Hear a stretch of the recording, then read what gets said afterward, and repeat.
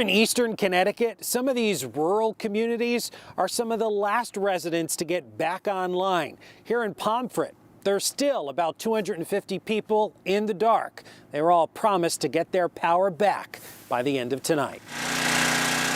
The hum of generators echoed through the rural woods of eastern Connecticut Wednesday.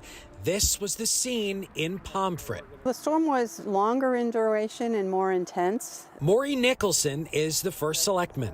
We still have a closed state road and a closed town road because communication lines haven't been dealt with adequately. Nicholson told Fox 61 about how so-called 100-year storms seem to happen nearly every year, wreaking havoc on town infrastructure. The intensity of the storms that we're having is clearly different from anything we've had before, and the damage that's being done to our roads and our bridges and our grid is just changing. It doesn't help that eastern Connecticut is also battling a scourge of invasive wood-destroying insects like the gypsy moth, longhorned beetle, and emerald ash borer. They're standing dead trees now, and you bring in a 50-mile-an-hour wind, and you're just asking for trouble.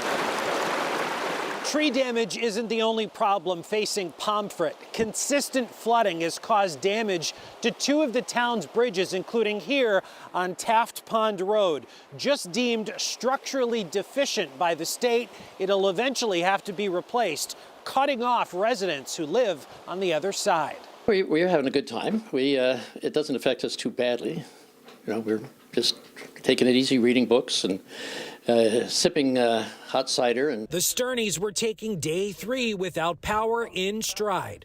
No sooner did we wrap up our interview when the lights came back on. An early Christmas miracle. The guys on the line are doing a great job. Fox 61 following the utility crews from stop to stop as they made quick work of the remaining outages, bringing literal light at the end of a tunnel to rural residents and a storm they won't soon forget.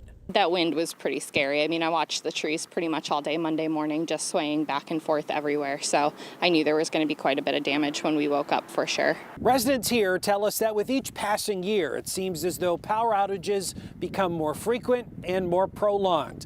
But they also say they're grateful for the hard work of the utility linemen who get them reconnected to modern society.